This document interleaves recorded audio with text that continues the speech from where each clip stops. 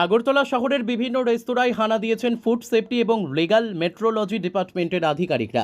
অভিযানে নেমে ব্যাপক অনিয়ম প্রত্যক্ষ করেন তারা। অস্বাস্থ্যকর খাবার পরিবেশন করায় সাময়িককালের জন্য অভিষেক রেস্তোরাঁর রান্নাঘর বন্ধ করে দেওয়া হয়েছে।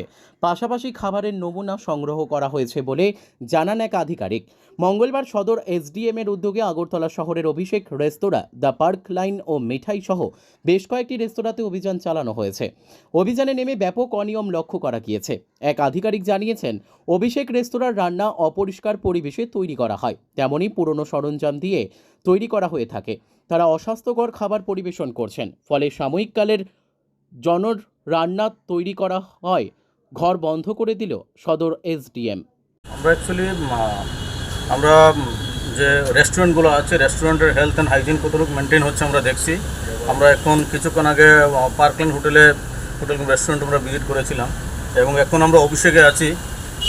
কিন্তু যা দেখলাম তা সত্যি ইট ইজ টোটালি আনএক্সেপ্টেবল এবং এটা যারা এই খাবার যদি কেউ খায় তাহলে এটা মানে ওরা যেটা করছে তারা আমি কমন এক কথা বলতে পারি যে লাইফ অ্যান্ড তার হেলথ অ্যান্ড হাইজিন নিয়ে it is a big question mark.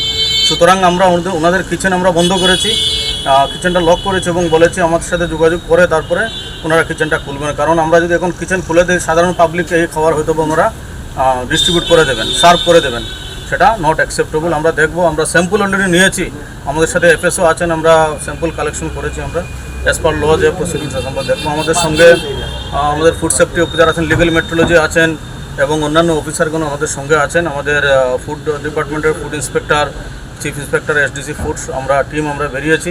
আমরা এনশিওর করতে চাই যাতে এই যে খাবার মানুষকে খাওয়ানো হয় তা যেন অ্যাটলিস্ট হাইজিন মেনে খাওয়ানো হয়, যেটা অভিষেকে আমরা অত্যন্তভাবে খুব নিম্নভাবে আমরা লেকিংস পেয়েছি।